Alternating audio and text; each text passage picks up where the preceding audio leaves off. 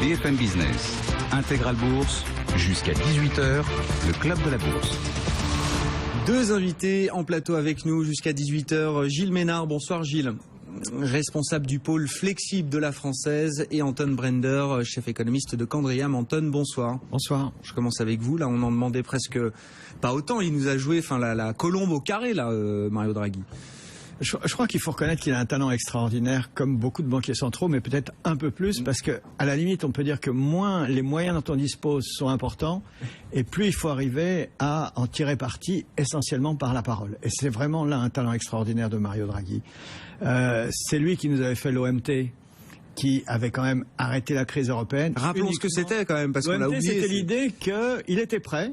Il est toujours prêt, d'ailleurs, Mario Draghi, à étudier au moment où c'est nécessaire d'intervenir sur les marchés des titres publics qui seraient menacés, etc. Il n'a jamais eu besoin de le faire.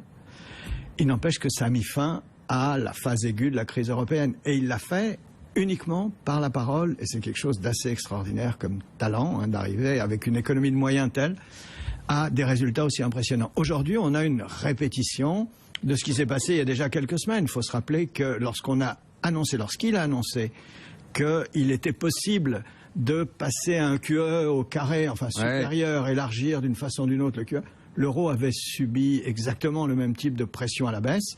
Entre-temps, il s'est passé une série de choses sur lesquelles on reviendra peut-être. La Fed n'a pas monté les taux, l'euro est remonté un peu, et l'euro était en train de monter. Et à nouveau aujourd'hui, avec la simple idée qu'on va réexaminer les choses, plus la possibilité de faire baisser les taux de la facilité de dépôt, eh bien, il a réussi à faire à nouveau baisser l'euro. C'est très fort. Ça ne veut pas dire qu'il fera quelque chose en décembre. C'est peut-être. Alors ça c'est l'économiste. On va en parler. Ça c'est l'économiste. Voilà, très fin que vous êtes. Mais enfin, l'investisseur, il attend quelque chose en décembre aujourd'hui. Gilles, c'est plus possible là. Évidemment, on sait que la BCE ne s'engage jamais à rien, aucune banque centrale. Mais là, quand même, ça paraît clair pour tout le monde. Je suis assez d'accord avec Anton. Hein. Il a un vrai talent dans le wording, etc. Et voilà, et il s'engage à rien. Enfin, toutes les choses peuvent évoluer d'ici le mois de décembre. On aura encore un certain nombre d'indicateurs qui vont venir. On travaille à la semaine, la BCE, donc pour voir un petit peu comment tout ça, les prix d'inflation, etc. Donc je me dis que il a laissé la porte ouverte à énormément de choses. Donc le marché aime, bien évidemment. En revanche, voilà, ça ne garantit rien. On l'a bien vu sur la Fed. Il y avait quand même beaucoup de. Les choses n'étaient pas gagnées d'avance, et finalement le marché n'a pas forcément eu toujours ce qu'il a voulu. Donc on a quand même le sentiment, en ouvrant comme ça toutes les portes, y compris des portes qu'il avait fermées, parce qu'il faudra qu'on en parle, mais la porte du taux de dépôt, elle avait été fermée de manière assez explicite lors d'une conférence de presse. Voilà, pour répondre clairement à votre question, à moins 0,2% le taux de dépôt, ça y est, c'est fini. Les ajustements techniques sont terminés derrière nous. Là, il la rouvre en grand quand même. Alors, il s'en sort par une pirouette en disant le mandat de la crédibilité d'une banque centrale, c'est de respecter son mandat et c'est pas de respecter les paroles passées. Très bien, dont acte. Néanmoins, il y a quand même quelle que soit la justification, c'est quand même un demi-tour majeur là, Anton. Absolument, non mais absolument. Mais encore une fois, moins les instruments dont on dispose sont efficaces, moins aussi il est facile de l'utiliser, et plus il faut agiter l'idée qu'on peut faire des choses. Et il ne ferme aucune porte, il les ouvre, même celles qui avaient été un peu fermées, avec, il faut le garder en tête, je crois, le fait que les mesures dont on parle, celles qu'il pourrait prendre en plus, comme celles qu'il a déjà prises depuis un moment, n'ont pas d'efficacité forte, sauf sur une variable qui est le change, qui est la devise. Et c'est là-dessus qu'on joue. Les Américains jouent aussi, c'est ça le problème. Et donc, au total, on bouge pas trop. Mais s'ils ne faisaient rien, s'il n'y avait pas eu ce grand numéro d'acteurs aujourd'hui, eh bien, l'euro serait à 1,15. Et donc, il a quand même réussi à lui tout seul, avec ses petits bras, comme on dit, à amener l'euro. C'est important ce que vous nous dites, parce que le débat sur l'efficacité du QE, enfin, je veux dire, il bat son plein aujourd'hui, mais il a donné lui-même les chiffres. C'était presque poignant. Il a dit, on commence à avoir un effet sur le crédit. Cet effet, c'est, je crois, je veux pas me tromper, c'est au lieu d'avoir en glissement 0,3, on est à 0,5 de progression sur un an du crédit aux entreprises. Si, c'est positif, enfin, au sens où on recule pas. Mais il se passe rien, il faut voir les choses comme elles sont. Les banques sont prêtes, sont un peu plus prêtes à prêter, etc. Donc ça ne marche pas, donc il faut en faire plus. Donc il faut utiliser la seule chose qui marche, c'est-à-dire l'effet sur le change, et ça marche à l'économie. Parce qu'une fois qu'on a tiré toutes ces cartouches, c'est difficile d'en tirer beaucoup plus. Ça nous redonne la perspective d'une guerre d'échange là, parce qu'il y a la Fed la semaine prochaine, alors qui est dans une situation différente, mais qui a le choix de se montrer accommodante plus longtemps que prévu, ou au contraire de garder l'idée d'une hausse de taux d'ici la fin de l'année. Et puis il y a la Banque centrale du Japon, sur laquelle il y a aussi beaucoup d'attentes et dont on attend quelque chose en matière de politique quantitative. Là, ça va accélérer les décisions, là, selon vous, Ce qui est clair, c'est que voilà, on a des banques centrales qui sont aux manettes et qui vraiment mettent qui donnent le tempo aux investisseurs. On est vraiment tous un petit peu sous perfusion de toutes ces attentes. Donc voilà, on a aujourd'hui, Banque centrale européenne et Banque du Japon sont les banques qui sont aujourd'hui les plus attendues, je dirais, en termes d'accommodement, d'assouplissement quantitatif. Alors guerre de change, c'est peut-être un petit peu fort comme message. En tout cas, je pense que c'est pas du tout le message que les banquiers centraux ont envie de faire passer aux investisseurs. En revanche, c'est vrai que voilà, il y a vraiment aujourd'hui, on sent que elles sont aux manettes et heureusement, parce qu'effectivement, je ne sais pas les choses seraient bien différentes probablement sans ces interventions-là. Bon, sur les marchés. L'euro qui repart à la baisse. Enfin, est-ce que la Fed la semaine prochaine, en ne faisant que signaler peut-être en confirmant peut-être ce que le marché pense, qu'elle décale dans le temps son projet de hausse de taux, est-ce que c'est pareil là, c'est le match de tennis sur l'euro-dollar qui se poursuit. Il faut peut-être dédramatiser un tout petit peu. Il n'y a pas un duel Fed zone euro. L'euro s'est apprécié en partie parce que la Fed n'a pas monté les taux, mais aussi parce qu'il y a des pays émergents qui sont nombreux à avoir déprécié. Et donc c'est une grande scène bien sûr, sur laquelle vous avez deux acteurs que tout le monde regarde, mais il y en a plein d'autres qui font des choses, ou plutôt dont les monnaies ont tendance à baisser par rapport à la nôtre. Une partie de l'appréciation de l'euro en change effectif, comme on dit, c'est lié à ce qui s'est passé du côté des émergents. Donc la Fed réagit à l'ensemble de ce qui se passe. L'euro compte pour la Fed, mais pas simplement l'euro. Et puis surtout, ce qui compte, c'est la demande qui s'adresse aux États-Unis. Et celle-là, elle n'est pas très dynamique. Et de ce point de vue-là, la Fed temporise. Est-ce qu'à un moment, il faudra quand même passer de la parole aux actes? Parce que là, on a très bien compris, il nous a fait le grand jeu, la magie des mots fonctionne encore, mais enfin, je veux dire, il y a quand même des anticipations qui se forment dans le marché. La réunion de décembre va focaliser beaucoup d'attention. Parce qu'à un moment, il faut quand même valider ce que le marché a anticipé, quitte à décevoir peut-être même un peu si le marché a trop espéré, Gilles. Oui, alors après, il faut aussi replacer ça dans le contexte des niveaux, des niveaux sur lesquels on se situe aujourd'hui, que ce soit d'ailleurs sur les niveaux de change, les parités de change. Voilà, on a tutoyé les 1,15, on revient à 1,12.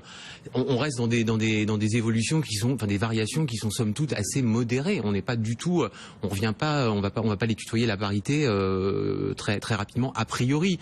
Donc voilà, c'est pareil sur les actions, on est sur des niveaux de valorisation qui sont pas ultra chers aujourd'hui, notamment sur les actions européennes. Donc est-ce qu'on a besoin est-ce que même sans rien en décembre, on va pas avoir des marchés qui continuent de s'apprécier?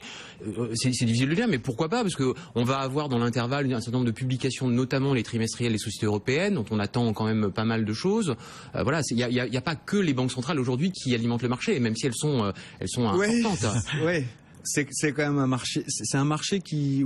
Alors oui, en stock picking, on peut comme ça valeur par valeur, mais quand on gère de manière globale. Si aujourd'hui le scénario. La micro, ça a encore un sens quand même. Ouais, mais si on a un stock de sociétés européennes qui voient ses bénéfices croître de 10 ou 15% en 2015, après avoir eu 4 années successives de recul, ça a quand même une incidence qui est non négligeable sur la valorisation des actifs sous-jacents. Malgré tout. Anton, est-ce qu'il faudra qu'il valide quand même les anticipations de marché ou pas, Mario Draghi? Vous avez l'air de dire que pas forcément. Pas forcément. Je pense que ce qu'il valide de façon claire, c'est le fait que les marchés n'anticipent pas pendant très très longtemps de hausse de taux. Ouais. L'idée que les taux directeurs, la facilité de dépôt pourrait même baisser, ça fait encore baisser les anticipations de taux qui sont dans le marché, ça maintient les taux, les anticipations de taux sur le long terme extrêmement basses, et ça c'est ce qu'il veut absolument faire. Savoir ce que le marché anticipe en matière de taille du QE, de qualité du QE, je ne sais pas ce que c'est, les anticipations. Il faudra qu'ils fassent quelque chose en décembre. Ils feront quelque chose en décembre, ce sera peut-être une répétition du fait qu'ils sont prêts à agir, qu'ils étudient comment agir de plus en plus. Mais pas forcément une action si la conjoncture, comme on l'a dit, ne le justifie pas. Des taux encore plus négatifs, là, les gérants, les investisseurs, c'est pas trop leur truc quand même, ça. C'est compliqué, la recherche de rendement. Voilà, autant les économistes, bon, il y a une littérature là-dessus aujourd'hui, mais pour les investisseurs, c'est plus compliqué quand même. C'est plus compliqué, c'est moins clair. 0,3% sur le 2 ans allemand aujourd'hui. Ah ouais, non, c'est sûr qu'on arrive sur des niveaux qui sont compliqués dans la construction des portefeuilles pour aller chercher de la rentabilité à un horizon, on va dire, moyen terme. Donc voilà, c'est des choses qu'on a déjà vécues même dans le courant de l'année 2015. On a des bis répétés, on revient sur des niveaux effectivement qu'on a déjà observés. Voilà, on recherche des classes d'actifs, notamment sur des classes d'actifs un peu diversifiantes. Alors ça peut être les actions, mais ça peut être aussi les devises. On cherche, il y a des choses à faire quand même aujourd'hui. On n'est pas concentré. Et d'ailleurs, les portefeuilles chez nous, en tout cas aujourd'hui, sont relativement pauvres en taux d'état. On a des portefeuilles qui ont été très très épurés sur cette partie-là. La recherche de rendement, alors ça c'est évidemment un paramètre clé pour vous, bien sûr. La liquidité aussi, là, ça l'est devenu, c'est-à-dire on recherche du rendement à tout prix, ou est-ce que le critère de liquidité justement des actifs, notamment sur le marché du crédit, là, est en train de prendre de plus en plus d'importance? Évidemment, sur la partie crédit à yield, l'été a été une nouvelle fois une petite nous a rappelé à l'ordre qu'effectivement le critère de liquidité était important. Oui, non, c'est pas de la, on n'est pas dans une approche de rendement à tout prix, bien évidemment. On recherche des actifs sur lesquels on a à la fois des critères de valorisation importants et bien évidemment des critères de liquidité. Donc ce sont les deux paramètres importants. Un mot des matières premières, parce qu'il a été évidemment questionné sur l'inflation. Alors le pétrole, il nous dit, c'est le moteur de la reprise cyclique européenne. Il a raison. Il a entièrement raison. Mais sauf que le pétrole, c'est ce qui fait que la BCE rate son objectif d'inflation. Et ça, c'est là où il est encore plus fort que tout ce qu'on a dit jusqu'à présent. C'est-à-dire qu'il a pris prétexte c'est très fort. Mais oui. Vous regardez bien, puisque le prétexte qu'il avait trouvé en décembre dernier pour faire passer auprès de nos amis allemands, de la BCE, qui étaient contre l'idée d'un QE, c'était qu'on n'atteignait pas l'objectif d'inflation qui est un objectif headline. Oui. Et dans l'inflation affichée, l'indice des prix, eh bien le pétrole compte. Et quand il baisse comme il a baissé, ça fait descendre l'indice des prix. Donc il a pris prétexte de ça pour dire je dois faire mon QE. Et maintenant il reconnaît, mais il l'avait jamais nié, que par ailleurs c'est bien parce que le pétrole a baissé que notre conjoncture est soutenue. Et c'est là où il faut qu'il y ait des prix plus hauts pour atteindre l'objectif de mandat d'inflation. Très fort, c'est pas seulement la magie du verbe, mais c'est la magie d'un verbe qui est bloqué dans une langue de bois qui est quand même celle de la BCE. C'est-à-dire que on est obligé de rester dans le vocabulaire, l'objectif d'inflation, etc., etc. Et dans ce cadre-là, il a réussi à prendre prétexte de la baisse du prix du pétrole pour faire son QE, et maintenant à dire, il y a une reprise à cause de la baisse du prix du pétrole et pas du QE. Parce que le QE, il n'y a pas grand-chose pour l'instant. Dans la reprise. Bon, on va marquer une pause, messieurs, on se dirige vers la fin de séance en Europe. Un belle fin de séance puisqu'on gagne 2,5% sur le CAC actuellement. Au-delà des 4800 points, il y a du volume en plus. Ça, on pourra en parler effectivement à la clôture parce qu'on avait des séances quand même très creuses ces derniers temps. On est déjà à 4 milliards échangés sur le CAC. Donc voilà, on sera peut-être proche des 4,5, 5 milliards à la clôture finale. Plus de 2,5% pour les actions européennes et l'euro-dollar donc qui s'écroule d'1,6% après le discours de Mario Draghi, 1,1154 $. Ça vous fait rire qui s'écroule. C'était le but. C'était le but inavoué et ça a marché. 17h27, on se retrouve dans un instant.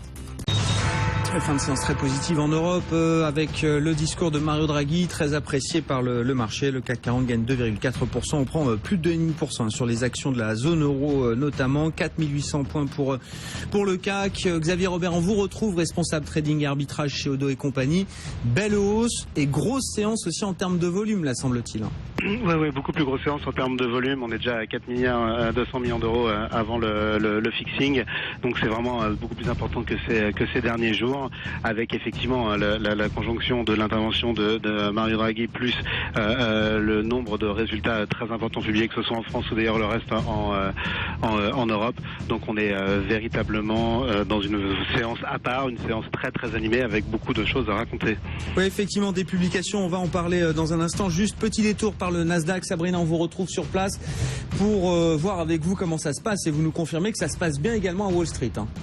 Ça se passe très très bien, on est sur les plus hauts niveaux de la séance grâce aussi au discours de la BCE, plus 1,3% pour le Dow Jones à 17 390 points. Le S&P 500 de son côté grimpe d'1,3%, de même que l'indice Nasdaq, avec quelques statistiques, mais surtout les résultats d'entreprise, avec des annonces qui sont plutôt partagées, mais qui sont dans l'ensemble plutôt bien accueillies, avec cette bonne humeur donc ambiante. On notera tout particulièrement McDonald's qui grimpe de 7,2%, 109,91 $ après ses résultats supérieurs aux attentes.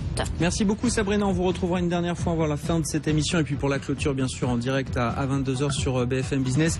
Un mot de cette séance, Gilles Ménard, la française. Voilà, il y a du volume, grosse hausse des marchés. On imagine que quand même les gestions fondamentales ou les gérants longs sont pas revenus, ou en tout cas c'est pas eux qui font cette séance-là. Hein. Non, c'est une belle journée de hausse, mais on n'est pas non plus sur une journée d'euphorie. Voilà, les volumes étaient particulièrement anémiques ces derniers jours, donc évidemment là il y a probablement un petit peu d'acheteurs qui reviennent. Tout le monde attendait avec beaucoup d'impatience cette banque centrale. Aujourd'hui, voilà, il est juste intéressant de noter qu'en fait on a quand même une continuité depuis le début de l'année des tendances qu'on avait observées, qui sont des achats d'actions européennes, pas mal d'inflow, enfin d'entrée de capitaux sur les actions européennes, les actions japonaises, peu de choses sur les actions américaines. Voilà, et ça continue. Donc aujourd'hui, on est dans la continuité d'un mouvement engagé déjà depuis un certain nombre de mois. Anton Brender, on redit un mot là de l'euro-dollar, qui est effectivement la variable qui a beaucoup bougé pendant le discours de Mario Draghi, qui ne cesse de répéter que le taux de change ne fait pas partie des objectifs de la Banque Centrale Européenne, mais c'est le seul levier qui marche, vous nous dites. C'est ce qu'on constate, absolument. C'est essentiellement la baisse du prix du pétrole d'une part, ça il a dit, qu'on a dû la reprise, et l'autre c'est au fait que nos exportations vers le non-euro, malgré un certain nombre de problèmes, de ralentissement de la demande d'importation, etc. du reste du monde, malgré tout, nos exportations ont réussi à progresser.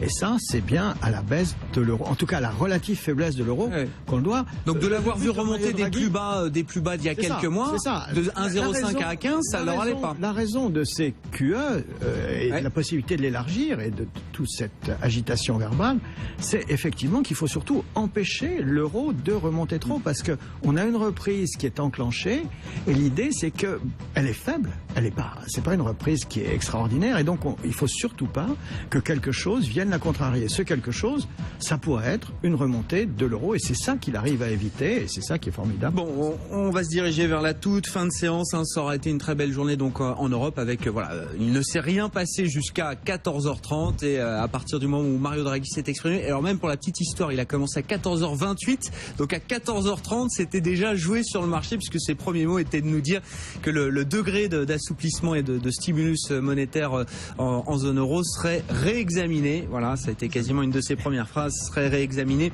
à l'occasion de la réunion du mois de décembre. Voilà qui a fait bondir les marchés, flancher l'euro et bondir les marchés actions. Hein, le CAC 40 qui va terminer sur une très belle hausse ce soir avec du volume. Hein, on va pouvoir mesurer effectivement le volume total de cette séance, mais qui sera quand même bien supérieur à ce qu'on a pu connaître ces derniers temps sur le CAC 40. Un CAC qui gagne quasiment 2,5% à l'arrivée. On accroche les 4800 points en clôture, 4802 points à l'arrivée, et plus de 5 milliards de volume, hein, plus de 5 milliards d'euros échangés ce soir sur le CAC 40. On est au plus haut depuis le 20 août dernier. Orange en tête du CAC, on va y revenir dans un instant, plus 7,5%.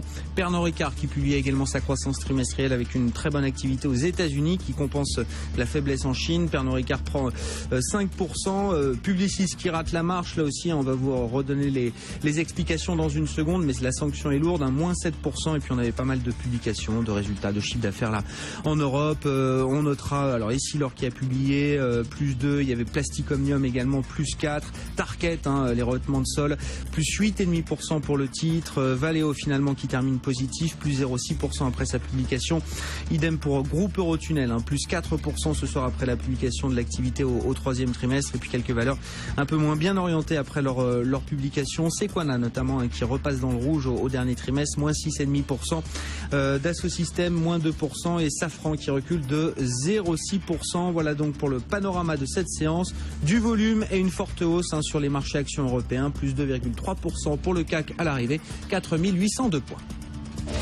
BFM Business, Intégral Bourse, on refait la séance.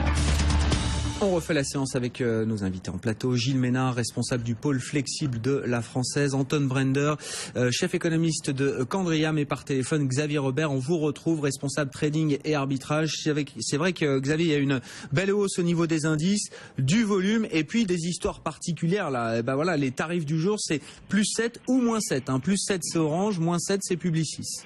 Ouais, tout à fait. Les publications ont été nombreuses et variées aujourd'hui. Hein. Dans l'ensemble, les mauvaises publications ont été plutôt sanctionnées. On est en train effectivement ici de parler de Publicis, hein, qui a déçu, que ce soit concernant sa croissance organique au Q3, que ce soit concernant ses perspectives au Q4, ou même par rapport, et donc qui inquiète beaucoup les perspectives par rapport à 2016. Hein, même si on est en train de parler uniquement de croissance, et la top line devrait être, la bottom line devrait être assez peu impactée. Mais on pense également à Ipsos, hein, qui termine à 8,64% de baisse, avec une publication également de mauvaise facture, alors que Orange va véritablement satisfaire le marché. Ils ont relevé leur guidance d'EBITDA pour le full year 2015. Ils ont également eu des très très bons recrutements d'abonnés, que ce soit dans le mobile ou dans le fixe, hein, à chaque fois largement au-dessus des attentes du consensus, et c'est la première fois que le chiffre d'affaires et l'EBITDA sont en hausse chez Orange en même temps depuis 2009. Hein, donc il y a un vrai retournement qui a été salué par le marché, avec une hausse de pratiquement 7,5%. Alors un mot de ces publications et notamment des warnings. Hein. Alors c'est toujours, est-ce qu'on fait une lecture transversale quand un publiciste nous dit quand même qu'il y a une réduction anormalement élevée des budgets publicitaires? Est-ce qu'on en tire des leçons un peu globales, voire macro, ou est-ce qu'on détermine, on essaye de voir si c'est un problème spécifique à Publicis là, Gilles? Je pense que le moins important c'est ça, c'est le spécifique. Ce que disait Xavier Robert, en l'écoutant, je me disais, voilà, ce qui est intéressant de noter, c'est que on n'est pas dans une phase d'euphorie où on achète tout et n'importe quoi. C'est-à-dire qu'il y a vraiment une différenciation qui se fait par la qualité du sous-jacent sur lequel et les perspectives bénéficiaires ou les EBITDA, si on parle d'Orange, qui vont donner le tempo. Donc voilà, on est alors sur le dossier Publicis, je suis pas un spécialiste action. Voilà, après je pense qu'il y a des spécificités liées à la valeur et qui font que on peut pas en tirer une conclusion de manière générale sur l'atonie ou pas de l'économie européenne. Ce que disait Anton, voilà, c'est qu'on est dans une phase où il y a une reprise qui s'opère, qui est très modérée bien évidemment, mais voilà, on a quand même une tendance qui s'est infléchie et qui repart dans une direction qui est quand même plus porteuse pour l'activité de manière générale et les actifs risqués plus spécifiquement. Et en agrégé, vous en attendez un peu, beaucoup, énormément de cette saison de publication de résultats en Europe, ou est-ce que au contraire on a plutôt révisé un petit peu les ambitions à la baisse? On attend toujours de la croissance, j'imagine, mais est-ce qu'on en attend toujours autant qu'il y a un mois, 2 mois, 3 mois? Oui, il y a eu un petit peu de révision, mais on reste quand même sur des croissances à 2 chiffres pour la zone euro, hein, hors UK. Ouais. Donc on est toujours sur des croissances à 2 chiffres. Et pour 2016, alors 2016 c'est loin et c'est souvent réajusté, on sait comment ça se passe. Ouais. Voilà, on est aussi sur ce type de croissance bénéficiaire. Donc voilà, c'est quand même des éléments factuels qui sont des éléments porteurs pour la classe d'actifs actions européenne notamment. On n'a pas du tout sur les mêmes tendances aux États-Unis. Voilà, ça reste des bons indicateurs de l'activité aussi sous-jacente. Publicis, là, Xavier, effectivement, est-ce que le marché va chercher à faire une lecture globale pour le secteur de la publicité, ou est-ce que c'est quelque chose qui peut rester cantonné à Publicis? Parce que la sanction est lourde quand même là. La sanction est assez lourde, c'est sûr, mais on va avoir Havas qui publie ce soir, hein, d'ailleurs, de toute façon, ses résultats, et on a déjà eu des publications du côté d'Omnicom ou d'Interpublic qui ont été plutôt rassurantes quant à la tendance de chiffre d'affaires. Donc on peut véritablement se penser que ce qui se passait sur Publicis, c'était plutôt compagnie spécifique. Donc on va suivre avec attention, bien évidemment, ce que la publication d'Havas ce soir, mais on n'est pas particulièrement inquiet quant à cette publication. On ne pense pas que ce soit un problème de tendance, c'est plutôt un problème conjoncturel spécifique à Publicis, selon nous.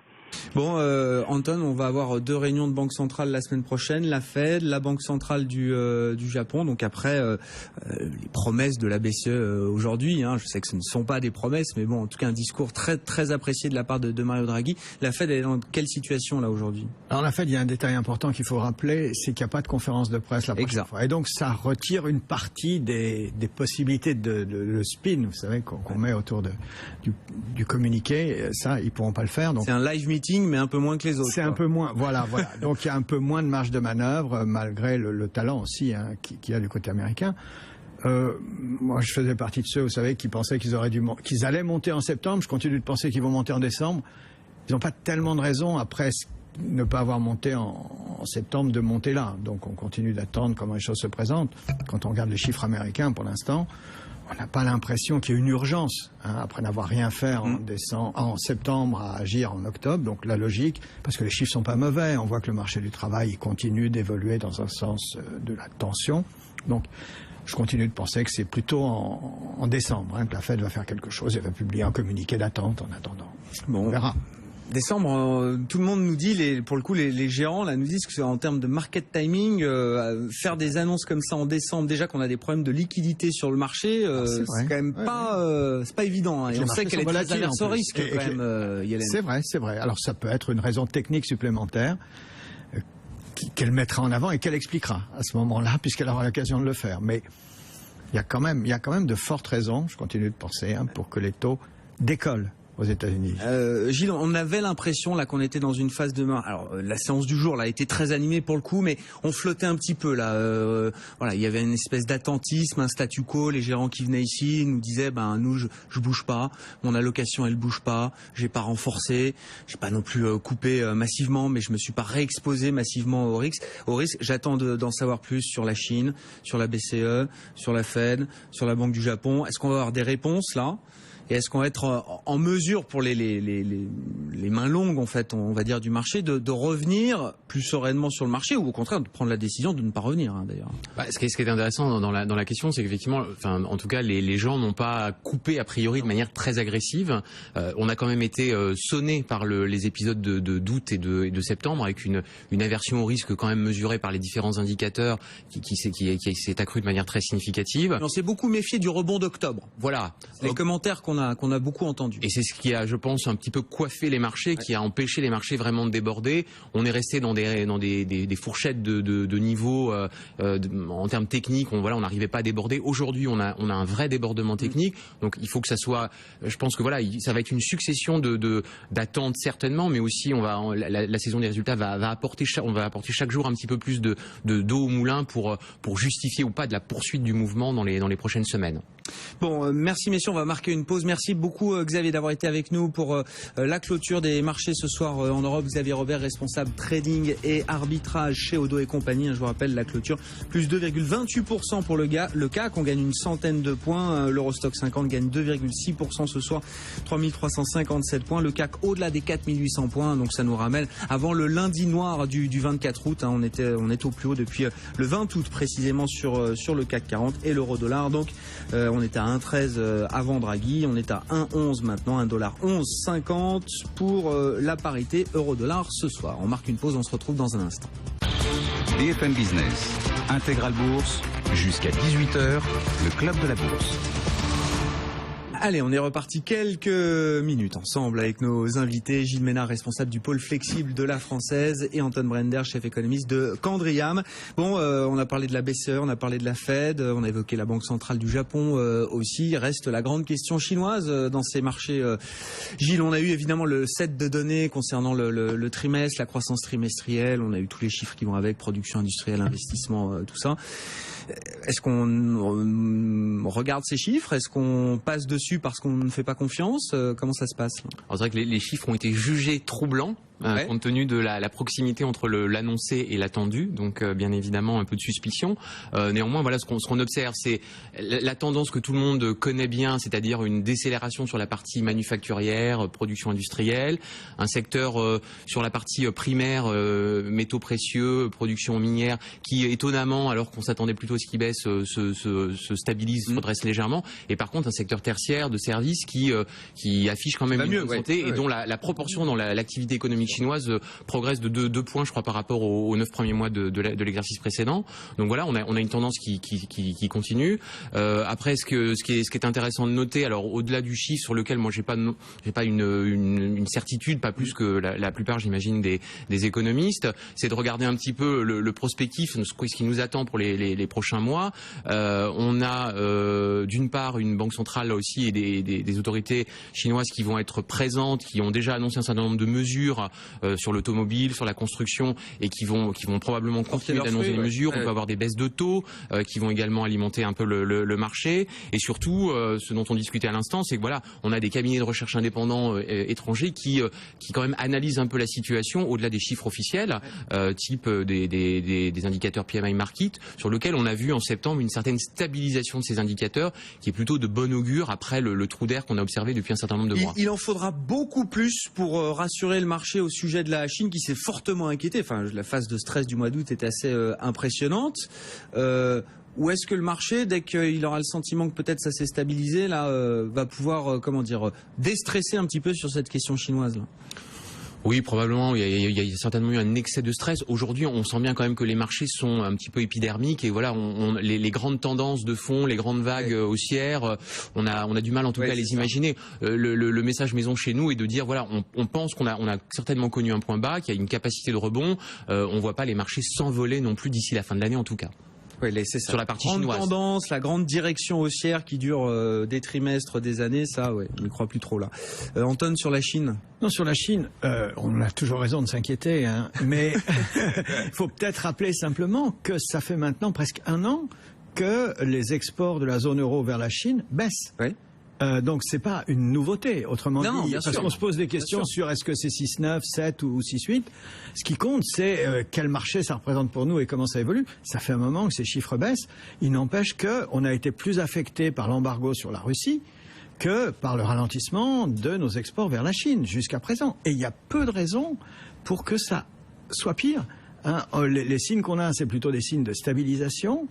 Ils ont eu un gros problème quand même à Tianjin, il faut le rappeler, qui a dû, sur le plan purement de la logistique, avoir des effets sur l'ensemble du pays. Et là, ça, c'est vraiment quelque chose qui, pour l'industrie et pour nos exportations et leurs importations, etc., peut être un problème. Mais pour le reste, ce ralentissement chinois, on en a déjà ressenti les conséquences depuis pas mal de temps. Et c'est loin d'avoir été dramatique, tout simplement, parce que ça pèse peut-être plus dans les échanges de l'Allemagne, etc. Ouais. Mais pour l'ensemble de la zone euro, c'est plus important pour le Japon aussi, mais pour l'ensemble de la zone euro, c'est un effet, mais qui pour l'instant n'est pas dramatique et qui ne devrait pas le devenir. Il n'y a pas de raison que ça empire en Chine. Pourquoi? Parce que les autorités, comme ça, c'est le deuxième message. Les autorités, elles réagissent peut-être avec un petit temps de retard, elles sont peut-être un peu maladroites, mais il n'empêche que le change.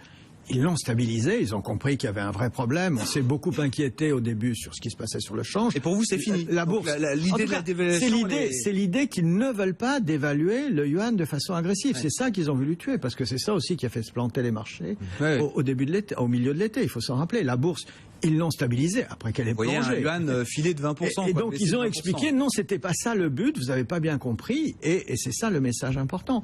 Et pour le reste, ils font effort pour tenir leur économie, non pas pour nous arranger, mais parce qu'ils y ont intérêt. Hein. Et donc, moi je dis, il y a un vrai problème en Chine, les autorités font ce qu'elles peuvent, c'est un peu comme Mario Draghi, hein. Tout le monde fait ce qu'il peut. Il n'y a pas de raison non plus de penser qu'on va voir un effondrement du marché chinois se produire qui va nous tirer dans un grand gouffre. Je sais pas, il y a le plénum du parti... raison de plus pour qu'il n'y ait pas d'effondrement. C'est ça, oui. Non mais... Ils ont des moyens de relancer, mais enfin, je veux dire, est-ce qu'ils font machine arrière sur le rebalancement de leur économie en disant bon bah on est obligé de remettre l'investissement, l'industrie, c'est un dosage qui se fait comment là? Eux aussi, ils sont aux limites de tous les instruments dont ils peuvent se servir, et donc ils essaient de les utiliser tous un tout petit peu, et puis de rassurer, y compris à l'intérieur. Ils peuvent stimuler un peu plus le crédit, ils peuvent maintenir à bout de bras des entreprises. Il faut surtout, et c'est ce qu'ils essayent de faire, qu'ils soutiennent les services, parce que c'est là qu'on créera des emplois. Et c'est pour ça qu'il faut regarder attentivement ce qui se passe dans le domaine des services en Chine actuellement. Ça veut dire que c'est bientôt le retour des émergents, là, Gilles Ménard. La classe d'actifs la plus délaissée avec les matières premières, j'entends. Première semaine, la semaine dernière, de flux entrant sur les actions émergentes et sur les taux émergents. Ça faisait quand même très très longtemps. On avait une pente vraiment depuis de longs mois. Et voilà, alors est-ce que c'est le début, est-ce que c'est le point de retournement? En tout cas, voilà, c'est assez notable. On a des valorisations qui avaient atteint quand même des niveaux assez bas. On a eu cette remontée du prix du baril, puis retour à la case départ sur des niveaux de 45. Enfin voilà, si on arrive à se stabiliser sur des niveaux qui conviennent un petit peu peu à la fois aux exportateurs et aux importateurs de matières premières. Voilà, la grande question que tout le monde se pose, c'est est-ce que la première hausse de taux de la Fed, si elle devait arriver, est-ce que c'est un catalyseur qui déclenche un nouvel ajustement des monnaies, ou est-ce qu'au contraire cet ajustement a déjà été joué et donc c'est plutôt le sparadrap qu'on enlève et qui fait que enfin on peut respirer sur cette classe d'actifs? C'est compliqué de le dire parce que ça fait tellement longtemps qu'on l'attend. Enfin voilà, cette espèce de c'est la chose à laquelle on ne croit plus finalement. Moi j'ai le sentiment que on a besoin de voilà, qu'il faut que ça arrive pour que les marchés se disent bon voilà, ça y est, ça on met ça de côté, c'est passé et on va pouvoir regarder les choses avec un regard un peu différent. Le fait d'être très focalisé sur une data précise, c'est dangereux en plus parce qu'effectivement on voit plus le reste. Exactement. Messieurs, petit détour, un dernier détour à Wall Street. Sabrina, on va vous retrouver au Nasdaq avec des marchés américains bien orientés. Pour connaître les fréquences de BFM Business Radio, connectez-vous sur bfmbusiness.com. Eh oui, ça se passe bien à Wall Street. Sabrina, on vous retrouve du côté du Nasdaq. On gagne quoi, 1,5% là? Oui, ça s'accélère même à la mi-journée puisqu'on est effectivement sur une hausse de 1,5%. Sur les plus hauts niveaux de la séance, 17 423 points. Le S&P 500 prend 1,4%, 2047 points. Le Nasdaq également, 4 909 points. Effet BCE, on a eu également quelques statistiques. Comme chaque jeudi, les inscriptions hebdomadaires au chômage, légère progression.